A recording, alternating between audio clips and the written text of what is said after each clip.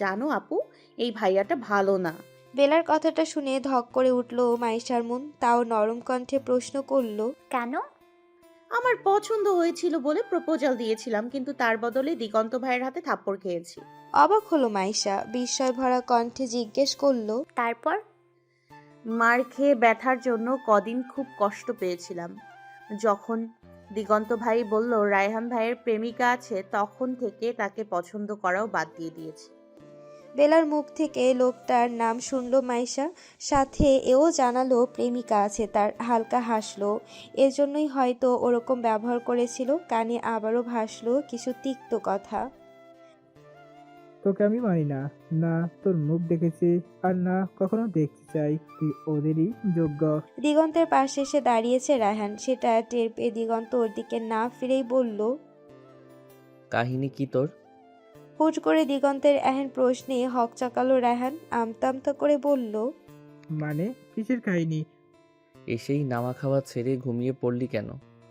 কতক্ষণ ডেকে এলাম, কোনো হুঁশ নেই তোর? ঘুমের ওষুধ খেয়েছিলি? ওই আর কি, মাথা ব্যথা করছিল তাই একটা খেয়ে ঘুমিয়েছিলাম। এবার রায়হানের দিকে তাকালো দিগন্ত। কিছুটা সন্দিহান গলায় বলল, ওভার থিঙ্কিং থেকে বাঁচতে ঘুমের ওষুধ খাস তুই? সত্যি কথা বল, কোনো কারণে চিন্তায় আছিস? রায়হান দোটানায় ভুগছে। দিগন্ত আর ও একে অন্যের কাছে খোলা পাতার মতো। নিজেদের মধ্যে কখনো কিছু লুকায়নি, কিন্তু অনাকাঙ্ক্ষিত ঘটনাটা বলবে কিনা বুঝতে পারছে না। নিজের মনেই দোটানা এক অশান্তি রয়েছে। তখন ডাকের মাথায় মেয়েটাকে ফেলে এলো, এখন বেশ অপরাধ বোধে ভুগছে। মেয়েটাকে না দেখেছে আর না কোনো পরিচয় জানি। মেয়েটাকে নিজের জীবনের সাথে জড়াবে না ঠিকই, তবে মাফ চেয়ে ওর জীবন গুছিয়ে দিতে পারতো। কোথায় হারালি? দিগন্তের প্রশ্নে কি উত্তর দিবে রায়হান জানে না, তাই প্রসঙ্গ পাল্টাতে বলল, বারবার কি একই প্রশ্ন করা বন্ধ কর শালা। কি হবে? কিছুই হয়নি। এত প্রশ্ন না করে চল একটা রাইড দিয়ে আসি। রায়হানের আড়ালেই একটা দীর্ঘশ্বাস ফেলল দিগন্ত। অতপর দুজনে নিজেদের সাথে দিহানকেও ধরে বেঁধে নিয়ে রাইড শুরু করলো। বাকিরা থাকলো বাড়িতে গল্প আড্ডাতে মেতে। রাতের খাওয়া দাওয়ার পর্ব শেষ হয়েছে কিছুক্ষণ আগে। মাইশারা সব কাজ গুছিয়ে দিয়ে চলে গিয়েছে। সবাই একসাথেই খেতে বসেছিল, কিন্তু ধীর গতি বেলার খাওয়া শেষ হলো সবার শেষে।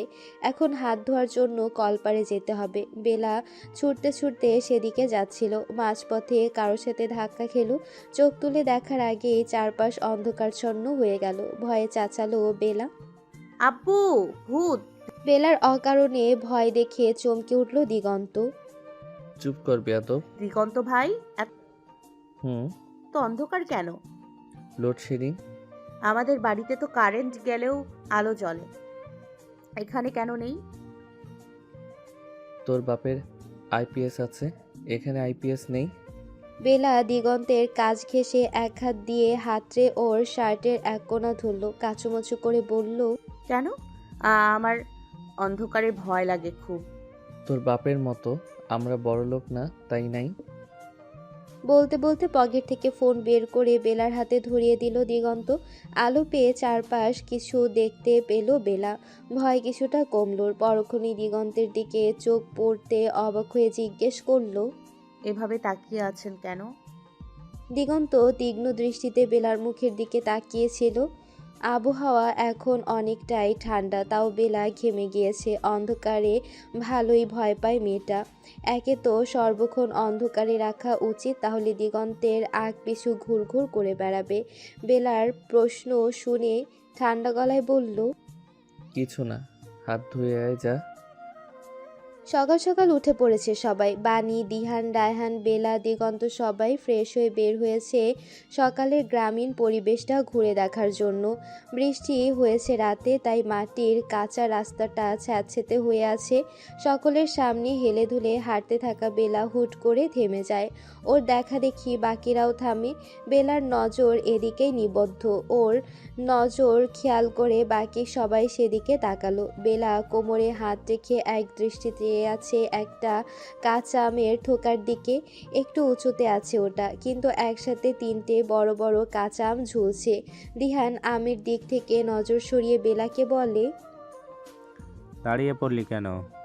এখান থেকে বিলে যেতে আরও 10 মিনিটের মতো পথ হাঁটতে হবে। বেলা আমগুলোর দিকে আঙ্গুল তাক করে বায়না ধরে ওগুলো খাবে। দিহান মানা করছে ওকে। এ গাছের মালিক অনেক তেড়া আর খিটখিটে। আম চাইতে গেলে তো দিবেই না, চুরি করে ধরা পড়লে খবর করে ছাড়বে। পুরো গ্রাম হাঁকডাক করে এক করবে। ওই বুড়োর ক্যাচালের ভয়ে কেউ ওর গাছের ধারের কাছেও ঘেঁষে না। বিলের পাড়ে ওদের আম গাছ আছে, সেখান থেকে কাঁচা আম পেড়ে দিবে, কিন্তু বেলা তাও ওর কথা শুনছে না। দিহানের এত বুঝ বেলা কানে তুলতে নারাজ। দিগন্ত ওদের পাশে দাঁড়িয়ে ফোন ঘাঁটছে আর শালি দুলাভাইয়ের কাহিনী দেখছে। বানি রায়হানও বুঝালো বেলাকে, কিন্তু ওর ওই আমগুলো চাই মানে চাই। লম্বা বড় বড় সবুজ রাঙা আমগুলোতে মন বসে গিয়েছে বেলার। দিগন্ত হাতের ফোনটা পকেটে ঢুকালো। পাশ থেকে দেখে দেখে 4টা বড় ইটের টুকরো হাতে তুলে নিল। 2টা রায়হানের হাতে দিল আর 2টা ওর কাছে রাখলো। রায়হানকে ইশারা করলো ঢিল মারার জন্য। অতঃপর দুজনে একসাথে নিশানা বরাবর মারা শুরু করলো। এক এক করে 4টা ঢিল লাগলো ঝুলতে থাকা আমগুলোতে। কাঁচা আম 3টি সেই ঢিলের বেগে শব্দ তুলে মাটিতে আছড়ে পড়ল। বেলা খুশিতে লাফাতে লাফাতে গিয়ে 3টা আমই হাতে নিল, কিন্তু আমগুলোর চেহারা দেখার আর সময় পেল না। ইতিমধ্যে দিগন্তের কাহিনী দেখে বাণীকে নিয়ে বিলের রাস্তায় ছুট লাগিয়েছে দিহান। ঢিল ছোড়ার পর রাহানও ভো দৌড় দিয়েছে ওদের পিছে পিছে। বাড়ির ভেতর থেকে একটা বুড়ো গলা ছেড়ে হুঙ্কার ছুড়ছে, কে রে? থাম, ওখানে থাম। আমার গাছের আম চুরি করে বের করছি, থাম। দিগন্ত বেলার এক হাত ধরে বড় বড় পা ফেলে ওকে টেনে হিঁচড়ে নিয়ে যেতে শুরু করলো। দিগন্ত জোরে হাঁটছে, কিন্তু বেলা ওর পাশে দৌড়াচ্ছে। দিগন্তের সাথে তাল মিলাতে পারছে না বেলা। হাতের আমগুলো উপচে পড়ে যেতে চাইছে। প্রায় কিছুক্ষণ এভাবে হাঁটার পর বেলা বিরক্তি নিয়ে বলল, আস্তে হাঁটেন না, আমি পড়ে যাব তো। দিগন্ত বেলার হাত থেকে 2টা আম নিজের হাতে নিয়ে কড়া গলায় বলল, চুরি করেছিস বেয়াদব। চুরি করলে সেটা নিয়ে ওই এলাকা থেকে হাওয়া হয়ে যেতে হয়। এটাও শেখায়নি তোর বাপ? দিগন্তের সাথে তাল মিলাতে মিলাতে বেলা সোজা বলল, আমি তো চুরি করিনি দিগন্ত ভাই, কে করেছে? আপনি পড়ে। সহসা দাঁড়িয়ে পড়ল দিগন্ত। বেলার দিকে চোখ রাঙিয়ে বলল, আর কোনোদিনও বলিস কিছু, তারপর সেটার বদলে শুধু থাপ্পড় জুটবে তোর কপালে। পাশ থেকে ভেসে এলো রায়হানের কটাক্ষ মিশ্রিত গলা। দেখলি, যার জন্য করলাম চুরি সেই বলে চোর। বেশ অনেকটা দূরেই চলে এসেছে ওরা, তাই বেলার হাত ছেড়ে দিল দিগন্ত। রায়হানের সাথে আবার ধীর সুস্থে সামনের দিকে এগোতে লাগলো। বেলার হাতে এখনো একটা আম আছে। বেলার নজর সেই আমে, রাস্তার দিকে খেয়াল নেই ওর। হাতের বড় সাইজের আমটা ঘুরিয়ে ফিরিয়ে দেখছে আর হাঁটছে। কাঁচা আমটা খাওয়ার জন্য জিভ নিষ্পিস করছে ওর। হঠাৎ একটা জায়গায় ধুপ করে পা পিছলে পড়ে গেল। পায়ে ব্যথা পেল প্রচণ্ড। কিন্তু মুখ দিয়ে কোনো আওয়াজ বের করলো না। লজ্জা লাগছিল ওর। এত বড় মেয়ে পিছলা খেয়ে পড়েছে, আবার সামনে 2টা দামড়া দামড়া ভাইকে দেখে কাঁদবে। তার কোনো সারা শব্দ না বের করেই পায়ে হাত রেখে সেখানে ঠোঁট উল্টে কাঁদা শুরু করলো বেলা। কাঁদছে, কিন্তু কোনো শব্দ নেই। আর নাই বা আছে আশেপাশে কোনো মানুষজন, থাকবেও বা কিভাবে? এই রাস্তায় শুধু ধান খেয়ে তার পুকুরের সমাহার। মাঝে মধ্যে 1-2টা বাড়ি চোখে পড়ছে, যা 1-2টো মানুষ থাকতো। বৃষ্টির কারণে কেউ এখনো বের হয়নি হয়তো। বানি দিহান একসাথে সামনে হাঁটছে। ওদের পিছে দিগন্ত আর রায়হান গল্প করছে নিজ মনে। সাথে যে বেলা নেই সেটা এখনো খেয়াল করেনি কেউ। রায়হানের সাথে কথা বলার এক পর্যায়ে হুট করে দিগন্তের হাঁটা থেমে যায়। আশপাশ চোখ ঘুরিয়ে খোঁজে একজনকে, পায় না। বানি দিহান অনেকটা দূরে চলে গিয়েছে, ওদের সাথে থাকার কথা না। দিগন্তের গতি থেমে যাওয়া দেখে রায়হান বলল, কি হলো? বেলা কোথায়? আমাদের সাথেই তো হাঁটছিলি। উদ্বিগ্ন হলো দিগন্ত। রায়হানকে সেখানে রেখে ফেলে আসা পথটুকু আবার হাঁটা শুরু করলো। কিছুটা গিয়েই দাঁড়িয়ে পড়ল। কাদামাটির পানিতে ভেজা একটা রাস্তায় পায়ে হাত দিয়ে বসে আছে বেলা। জামা কাপড় সব কাদাতে মাখামাখি হয়েছে, চুলেও কিছুটা লেগেছে। দিগন্তকে দেখতে পেয়ে এতক্ষণ নীরবে কাঁদতে থাকা বেলা এবার আর থাকতে পারল না, ভ্যা করে কেঁদে উঠল। দিগন্ত তড়িৎ গতিতে ওর সামনে হাঁটু গেড়ে বসে, কিছুটা অস্থির গলায় বলে। পড়লি কিভাবে? বেলা কান্নারত গলায় বলে। গিয়েছি। লেগেছে? হ্যাঁ। কোথায়? বেলা পায়ের একটা জায়গা দেখিয়ে বলল। এখানে ব্যথা করছে, উঠে দাঁড়াতে পারছি না। দিগন্ত জায়গাটা দেখতে দেখতে প্রশ্ন করল। কখন পড়েছিস? বেলা সরলভাবে উত্তর দিল। ঘড়ি নেই তো কাছে, সময় দেখিনি। তির্যক চাহনিতে বেলার মুখের দিকে চাইল দিগন্ত, গমগমে গলায় বলল। তুই একটা দেশি মেয়ে, কিন্তু চালচলন এরকম হাইব্রিডের মতো কেন? মা, মুখের কথা মুখেই রইল বেলার। চোখ জোড়া বড় বড় করে দিল এক চিৎকার। দিগন্তর পা ধরে মোচড় দিয়েছে। কি যে ব্যথাটা পেয়েছে বেলা। দিগন্তের দিকে রাগে চোখে চেয়ে তাকিয়ে বলল। ভেঙে দিলেন আমার পাটা। শেষ, সব শেষ। এখন কি হবে আমার? দিগন্ত চেহারায় বিস্ময় ভাব এনে বলল। ভাঙা পা নিয়ে কি করবি এখন? কোলে উঠবি? আয়, কোলে আয়। এমনি তুই বাচ্চা মানুষ। বেলা ঠোঁট উল্টে বলল। আমি কলেজে ওঠা এত বড় মেয়েটা আপনার কোলে চড়বো কেন? তুই নিজেকে বড় ভাবছিস? ভাবার কি আছে? আর কদিন পর আমি 17 বছরে পা দিব। 18 হলে বেশি ভালো হতো। কেন? জবাব দিল না দিগন্ত। বেলাকে পাল্টা প্রশ্ন করল। হাঁটতে পারছিস কিনা দেখ এখন। বেলা আস্তে ধীরে উঠে দাঁড়ালো।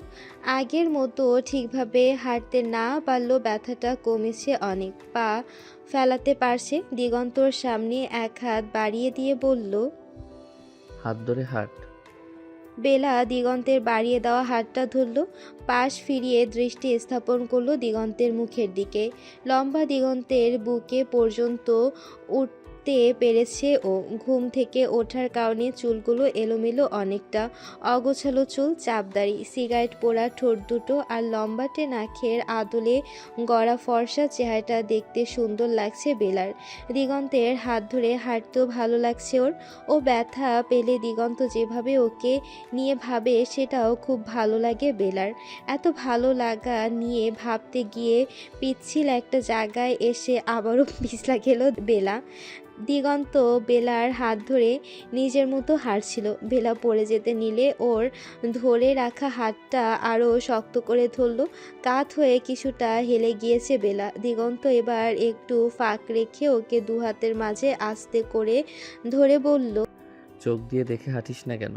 আরেকবার পড়লে অকালেই কোমর হারাবি। বেলা একটু ভয় পেয়েছিল ঠিক, কিন্তু মনের মাঝে কেন যেন একটা বিশ্বাস চলে এসেছে দিগন্ত ওকে আঘাত পেতে দিবে না। দিগন্তের কথা শুনে পুরো মাথাটা ঘুরিয়ে ওর দিকে চাইল। তৎক্ষণাৎ চোখে পড়ল দিগন্তের গলার মাঝে ওঠানামা করার একটু ফুলো অংশ। একটা শুকনো ঢোক চাপ। আপনি দেখতে অনেক সুন্দর দিগন্ত ভাই। কি বললি? বেলা এখনও সম্মোহিত চোখে চেয়ে আছে দিগন্তের দিকে। প্রশ্ন করায় আবারও বলে। আপনি দেখতে সুন্দর। কিছুটা অবাক হয় দিগন্ত, তবে তা ভাবে প্রকাশ করে না। বেলার চোখের ভাষা অদ্ভুত ঠেকে, তাই ওর হাত ছেড়ে সামনের দিকে যেতে যেতে বলে। আমি সুন্দর সেটা আমি জানি, তোকে বলতে হবে না। পেছন থেকে পাল্টা প্রশ্ন ছড়ে বেলা। কেন? আমি বললে কি জাত যাবে? হাঁটা থামিয়ে ঘাড় বাঁকিয়ে বেলার দিকে চাইল দিগন্ত। মেয়েটার কথাবার্তায় হুট করে বাচ্চামো ভাব ছেড়ে থেকে তেজালো ভাব এসেছে। সমস্যা কি তোর? উল্টাপাল্টা প্রশ্ন করছিস কেন? বেলা কয়েক কদম এগিয়ে এসে দিগন্তের মুখোমুখি দাঁড়িয়ে বলে। আপনাকে সুন্দর বলেছি বলে এত অহংকার দেখাচ্ছেন আমাকে? দিগন্ত নিরেট গলায় বলে। বেশি বুঝতে শিখেছিস? বেলা হাত বাড়িয়ে দিগন্তের শার্টের একটা কোণা চেপে ধরে, ভার গলায় ডেকে ওঠে। দিগন্ত ভাই, হুম। একটা কথা রাখবেন? কি? এখানে থাকতে ভালো লাগছে না, বাড়ি ফিরবেন তাড়াতাড়ি। হৃদয়ের মাঝে গাঢ় ভাঁজ পড়ে দিগন্তের। সোজা ঘুরে বেলার কাছাকাছি এসে প্রশ্ন করে, কিছু হয়েছে? কাল রাতেও তো খুশিতে লাফালি, সকাল থেকে এরকম করছিস কেন? বেলা দিগন্তের শার্ট জোরে চেপে ধরে বলে, থাকবো না আর এখানে, আপনিও আর আসবেন না, ভালো না জায়গাটা। কেউ কিছু বলেছে? বলেনি, আমি শুনে নিয়েছি। কি? জানি না। বিরক্তিমাখা গলায় ধমকে ওঠে দিগন্ত। বেয়াদবি করবি না বেলা। কে কি বলেছে খুলে না বললে আমি জানবো কিভাবে? দিগন্তের ধমকানোতে বেলার মনের ভেতরে তৈরি হওয়া সুপ্ত রাগের অনলে ঘি পড়ে। দিগন্তের দিকে আর তাকায় না, গটগট পায়ে ওকে পাশ কাটিয়ে চলে যায় সামনের দিকে। পেছন থেকে বেশ কয়েকবার আওয়াজ দেয় দিগন্ত, কিন্তু বেলা থামেনি। বেলার এহেন তেড়ামো সহ্য হয় না দিগন্তের। রাগে চল শক্ত হয়ে যায়। বিলের দিকে না গিয়ে আবার বাড়ির দিকে ফিরে গেল। মাথা বেজায় গরম হয়ে গিয়েছে ওর। এখনই হে হে করতে করতে মুখ থুবড়ে পড়া একটা বাচ্চা মেয়ে দিগন্ত তালুকদারের সাথে এত বড় বেয়াদবি করে গেল। প্রশ্নের উত্তর তো দিলই না, উল্টো ওর ডাক ইগনোর করলো। গ্রামে এসে ঝড় বৃষ্টির মাঝে আরও 2টো দিন কেটে গেল। আজ ওদের গ্রাম ছেড়ে ফেরার দিন। যাওয়ার আগে সি বিচে সময় কাটিয়ে তবে ফিরবে ওরা, তাই তাড়াহুড়া করছে। সবার সব কিছু গোছগাছ শেষ। রোকেয়া তালুকদার আর দিলদার তালুকদারের মন খারাপ। এ কয়দিন বাড়িটা হইচই আনন্দ উল্লাসে ভরেছিল। সবাই চলে যেতেই আবারও শুনশান নীরবতায় ঢেকে যাবে। বাড়ির গাড়িতে সবার সব জিনিসপত্র তুলে দিয়েছে। বাইকেই যাবে ওরা, কিন্তু বিপত্তি বাঁধল মাইশাকে নিয়ে। বেলা আর মাইশা একসাথে দাঁড়িয়ে আছে। মাইশাকে রায়হানের সাথে আসতে বললে ও কিছুতেই রাজি না। অপরিচিত ছেলের সাথে যাবে না। দরকার পড়লে বাসে চড়ে একা যাবে, তবুও রায়হানের বাইকে যাবে না। উপায়ন্তর না পেয়ে দিগন্ত বেলার দিকে ফিরে বলে, তুই রায়হানের সাথে আয়, আমি মাইশাকে নিয়ে যাচ্ছি। এতক্ষণ শান্ত ভঙ্গিতে দাঁড়িয়ে থাকা বেলা বিস্ময় নিয়ে দিগন্তের দিকে চায়, তারপর সেভাবেই বলে, আমি তো আপনার সাথে এসেছি, আপনার সাথেই যাব। আপুর বেশি অসুবিধা হলে গাড়িতে আসতে বলেন। ও গাড়িতে একা যাবে কেন? বাইকেই যাওয়া যাবে। তুই রায়হানের বাইকে যা এখন, পরে। পুরো কথা শোনার প্রয়োজন পড়ল না বেলার। দিগন্তকে পাশ কাটিয়ে রায়হানের কাছে গেল। রায়হান এতক্ষণ বাইকে হেলান দিয়ে আপাতমস্তক কালো বোরখায় আবৃত মেয়েটাকে দেখছিল। এই মেয়েটার সাথে ওর এখনও কথা হয়নি, শুধু শুনেছে রেহানা খালার মেয়ে, আর 1-2বার দেখেছে, তবে মুখ দেখেনি। বেলার মাইশা ঠিকঠাকভাবে বসতেই বাইক ছাড়লো সবাই। বেলার চোখজোড়া ছলছল হয়ে এসেছে। দিগন্তের দিকে তাকাতে না চাইলেও বারবার সেদিকে চোখ যাচ্ছে, আর তাতেই মাইশার প্রতি মনের সুপ্ত বিদ্বেষটা চরমে পৌঁছাচ্ছে। মাইশার দিগন্তকে নিয়ে কিছু কথা বলেছিল রোকেয়া, বেলা আড়াল থেকে শুনেছিল সেটা। তারপর থেকেই এখানে থাকতে ভালো লাগছিল না ওর। এখনও তো দিগন্ত নিজেই ওকে ছেড়ে মাইশাকে নিল। মন ভার হয়েছে ওর। দিগন্তের প্রতি একটা চাপা রাগ কাজ করছে। রায়হানের থেকে এক হাত দূরে বসেছে বেলা, মন বিষিয়ে আছে, ভালো লাগছে না কাউকে। পরন্ত বেলার একটা চমৎকার দৃশ্য ভেসে আছে প্রকৃতির মাঝে। ডুবন্ত সূর্যের সৌন্দর্যে বিমোহিত সকলে। সমুদ্রের মাঝে পড়েছে তার প্রতিফলিত ছায়া। উপরে ডুবন্ত সূর্য আর নিচে পানির মাঝে ঝিলমিল করতে থাকা সূর্যের প্রতিচ্ছবি, দুটোই মুগ্ধ নয়নে দেখছে বেলা।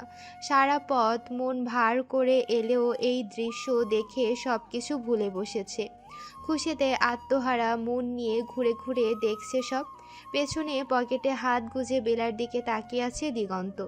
বাকিরা ওদের থেকে কিছুটা দূরে রয়েছে। বেলার পাশাপাশি দাঁড়িয়ে গভীর গলায় বলল, আমার ডাক কানে যায় না? শুনিনি। ইচ্ছে করে? হ্যাঁ। কেন? বেয়াদবি না করলে পেটের ভাত হজম হয় না? না। বেলার তেড়া উত্তরে রাগ হলো দিগন্তের। এখানে আসার পর থেকে ওর সাথে কথা বলার চেষ্টা করছিল, কিন্তু বেলা দিগন্তের ডাক শুনেও জবাব দেয়নি।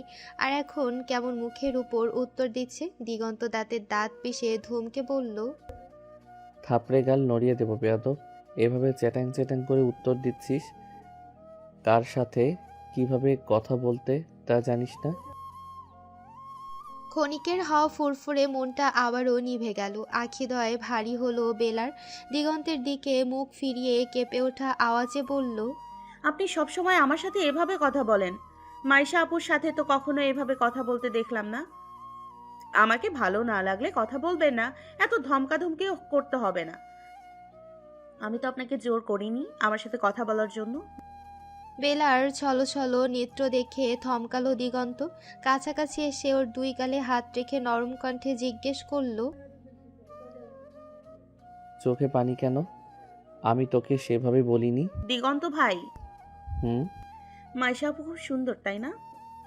এ সময় বেলার অযাচিত প্রশ্নে ভ্রু গুটালো দিগন্ত। কিসের মাঝে কি বলছে মেয়েটা?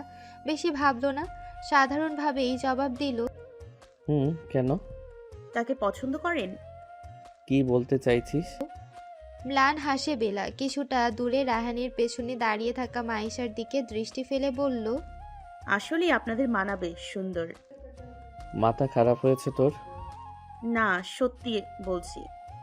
রাগে চোখ মুখ লাল হয়ে গেল দিগন্তের। বেলা গাল ছেড়ে ওর দুই বাহু শক্ত হাতে আঁকড়ে ধরে চিবিয়ে বলল, তোকে প্রশ্ন করি একটা, জবাব দিস আরেকটা। সমস্যা কি তোর? তেরামি ছেড়ে ভালোভাবে উত্তর দে। জোরে চেপে ধরার দরুন বেলা হাতে ব্যথা পাচ্ছে। ধীর গলায় বলল, আমার হাতে লাগছে। লাগুক, লাগার জন্যই ধরেছি। ফুঁসে ওঠে বেলা। কেন ধরেছেন? আমি আপনার কে হই? বেলা, বেয়াদবি করবি না, আমার রাগ উঠছে। তাতে আমার কি? ছাড়ুন আমাকে। আপনি আমাকে রেখে মাইশা আপুকে বাইকে কেন তুললেন? আপনার ওই বাইকে আর কোনো দিনও বেলা চড়বে না। আপনি সারা দিন মাইশা আপুকে নিয়ে ঘোরেন। বারবার মাইশাকে টানছিস কেন? কি ইঙ্গিত করছিস? বেয়াদব, মেরে গাল লাল করে দিব। দিগন্তের কথায় বেলার রাগের পারদ আরো উপরে উঠে গেল। ঝরঝর করে কেঁদে উঠল মুহূর্তে। দিগন্তের দিকে রাগে চোখে তাকিয়ে কড়া গলায় বলল, আমি কলেজে উঠেছি। বারবার আমাকে মারতে চান কেন? আমাকে মারার আপনি কে? বেলার এত তেজালো কথা আর সহ্য হলো না দিগন্তের। ঠাস করে শব্দ তুলে বেলার গালে থাপ্পড় বসিয়ে দিল। যদিও দিগন্ত খুব একটা জোরে মারেনি, কিন্তু দিগন্তের শক্তপোক্ত দাবাং হাতের আস্তে মারটায় বেলার ফোলা নরম গালে ভীষণ লেগেছে। সাথে লেগেছে ওর মনেও। গালে হাত দিয়ে অশ্রু ভেজা নয়নে দিগন্তকে বলে উঠল, আপনি অনেক খারাপ দিগন্ত ভাই, একটু ভালোবাসেন না আমাকে। আর কখনো কথা বলবো না আমি, না আর কোনো দিনও আপনার আশেপাশে আসবো। আপনি মাইশা আপুকে ভালোবাসেন আর আমাকে শুধু বকেন আর মারেন। ভালো না, আপনি একদম ভালো না। কথাটুকু শেষ করে সে স্থান ছেড়ে ছুটে চলে যায় বেলা। দিগন্ত নীরের চোখে ওকে দেখল। হুট করে ওর বাচ্চামি ছেড়ে এরকম অদ্ভুত ব্যবহারের মানে খুঁজে পেল না দিগন্ত। বেলা চোখ রাঙিয়ে কথা বলছে, তাও দিগন্ত তালুকদারের সাথে। এটা কিছুতেই সহ্য হচ্ছে না ওর। বেলার কড়া গলার স্বর, ভেজালো কথাগুলো মনে পড়তেই মেজাজের খেই হারাচ্ছে দিগন্ত। কপালের কাছে অবহেলায় পড়ে থাকা সিল্কের চুলগুলো পেছনে ঠেলে একটা সিগারেট চাপল। নিকোটিনের ধোঁয়ার সাথে নিজের সমস্ত রাগ মিলিয়ে দিতে শুরু করলো। অন্ধকার রজনী। জানালার সামনে দাঁড়িয়ে বাহিরের পরিবেশের দিকে চেয়ে আছে এক রমণী। পাশে আরেক রমণীর হাতে ধোয়া ওঠা দুটো কফির মগ। একটা তার দিকে বাড়িয়ে দিয়ে বলল, গ্রাম থেকে ফেরার পর মনমরা হয়ে আছিস কেন? বেলা হাত বাড়িয়ে কফির মগটা নিল। তাতে একটা চুমুক দিয়ে বলল, কেন যেন কিছু ভালো লাগছে না আপা, কোনো কিছুতেই মন বসছে না। বৃষ্টিও কফিতে চুমুক দিল। বেলার দিক থেকে চোখ সরিয়ে বাহিরে অঝোর ধারায় বেয়ে পড়া ফোঁটাগুলোতে মনোযোগ স্থাপন করল। তোকে দেখে মনে হচ্ছে প্রেমের ছ্যাঁকা খেয়েছিস, সে বিরহে মন ছন্ন ছাড়।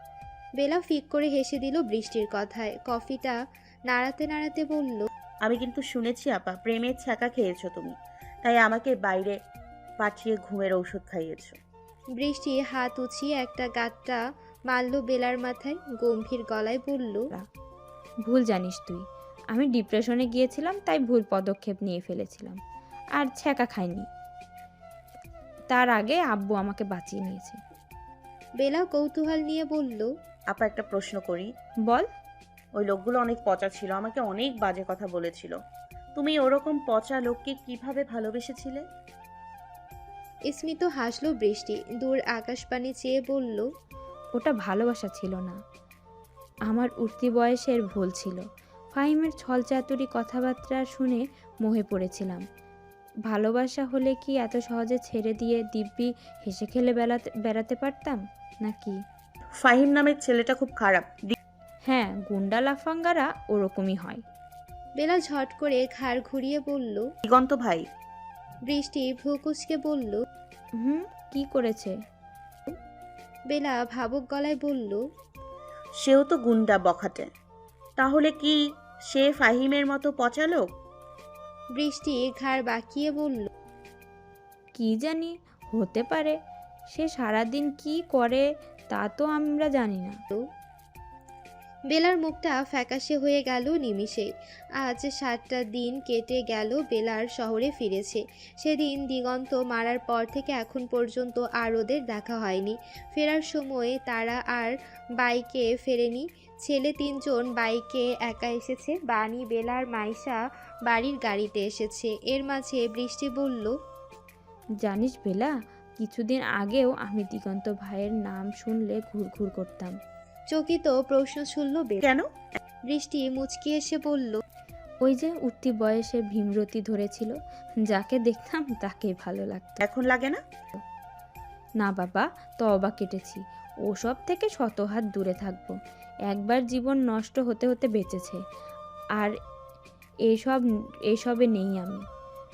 আমার তো এখন এটা ভেবেই হাত পা কাঁপছে, যদি ওরা আমার সুযোগ নিয়ে মেরে ফেলতো, রাস্তায় নগ্ন অবস্থায় ফেলে রেখে যেত, তখন কি হতো? বেলা নিজের ছোট 2 হাত দিয়ে বোনকে জড়িয়ে ধরল, আদরে গলায় বলল, ওসব বাদ দাও আপা। আব্বু বলে না, পুরনো কথা মনে করে কষ্ট পেতে নেই। বৃষ্টি বেলার মাথায় স্নেহের চুমু এঁকে বলল, তোকে আমি অনেক মেরেছি বেলা। তুমি এখন অনেক ভালো হয়ে গিয়েছো আপা। আগে সারাক্ষণ আমার সাথে কেমন রেগে কথা বলতে, আমাকে মারতে। এখন আর আগের আপা নেই। এই আপাটাকেই আমি খুব করে চাইতাম। বৃষ্টি বেলার মাথায় বিলি কাটতে কাটতে বলল, হিংসা জিনিসটা খুব খারাপ জানিস। আমি ছোট থেকেই তোকে হিংসা করতাম। কেন করতাম নিজেই জানি না। বড় আপার সাথেও হিংসা করতাম। আমার মনে হতো তুই হওয়ার পর থেকে আমাকে আর কেউ ভালোবাসে না। আমার সব আদরে ভাগ বসিয়েছিস তুই, তাই তোকে দেখতে পারতাম না। দেখেছিস, এই সামান্য একটু হিংসা বোনের সম্পর্কের মাঝে কেমন দ্বন্দ্ব লাগিয়ে দিয়েছিল। হিংসা জিনিসটা মারাত্মক খারাপ, কিন্তু এটাই আবার মানুষের মাঝে মহামারীর মতো ছড়িয়েছে। এই হিংসার কারণে কত শত সম্পর্ক নষ্ট হয়ে যায়। বেলার এক একটা কথা বেশ ভাবালো বেলাকে। আসলেই ও তো হিংসে করেছিল মাইশার উপরে, যার বদলে দিগন্ত রেগে গিয়ে মেরেছে ওকে।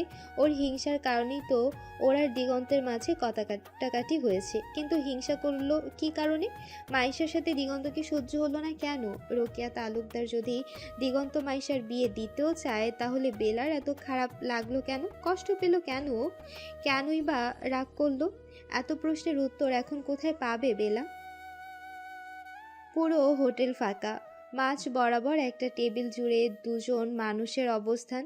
এপাশ ওপাশ মুখোমুখি হয়ে বসে আছে দিগন্ত তালুকদার আর রহমান পাটোয়ারি। দুজনেই নিশ্চুপ হয়ে বসে আছে। বেশ অনেকক্ষণ পর নীরবতা ভেঙে রহমান বলল, কি বলতে চাও? শান্ত চাহনিতে একবার রহমানকে দেখল দিগন্ত, পরক্ষণে স্পষ্ট গলায় বলা শুরু করলো, আমি এত ঘোরপেঁচ কথা বলতে পারি না, নাইবা আমার এত ধৈর্য আছে। তাই আমার ব্যাপার সরাসরি আমিই বলছি। আপনার মেয়েকে ভালোবাসি, বিয়ে করব ওকে। ভেতরে ভেতরে চমকালো রহমান, কিন্তু মুখভঙ্গি অত্যন্ত স্বাভাবিক। দিগন্তের কথার প্রেক্ষিতে হালকা হেসে বলল, তুমি হয়তো জানো না, আমি বৃষ্টির জন্য পাত্র ঠিক করে রেখেছি। সে আপাতত দেশের কাজে। হুম, বেলা। বেলার নামটা কর্ণঘুরে পৌঁছাতেই চেয়ার ছেড়ে উঠে দাঁড়ালো রহমান। চোখ মুখ মাত্রা অতিরিক্ত গাম্ভীর্যতায় ছেয়ে গিয়েছে। গমগমে আওয়াজে বলে উঠল, তোমার সাথে আমি কোনোরূপ রেষারেষি চাই না। তোমার আচার আচরণ আমার কোনো কালই পছন্দ নয়। এই ধরনের ঠাট্টা তামাশা করবে না। আপনার সাথে আমার ঠাট্টার সম্পর্ক নয়, যেটুকু বলার প্রয়োজন ছিল বলে দিয়েছি। কারণ দিন শেষে আমার জীবনের বড় আমানত আপনার কাছে গুচ্ছিত। রহমান শক্ত গলায় বলল, তোমার মতো গুন্ডাদের আমি কখনোই পছন্দ করি না। নেহাত মিতালির সাথে তোমার সম্পর্ক রয়েছে, সে খাতিরে দু একটা ভালো মন্দ কথা বলেছি। সেসবের জন্য তোমাকে ভালো ভেবে আমার মেয়ের দিকে নজর দিবে না। মেয়েদের ব্যাপারে কারো সাথে আমার বিন্দু মাত্র আপোষ নেই। দিগন্ত তীক্ষ্ণ চোখে চেয়ে আছে রহমানের দিকে। রহমান যে রেগে আগুন হয়ে গিয়েছে তা ওর চোখের ভাষায় প্রকাশ পাচ্ছে। ঠোঁট বাঁকিয়ে হাসল দিগন্ত, পরপরই বলল,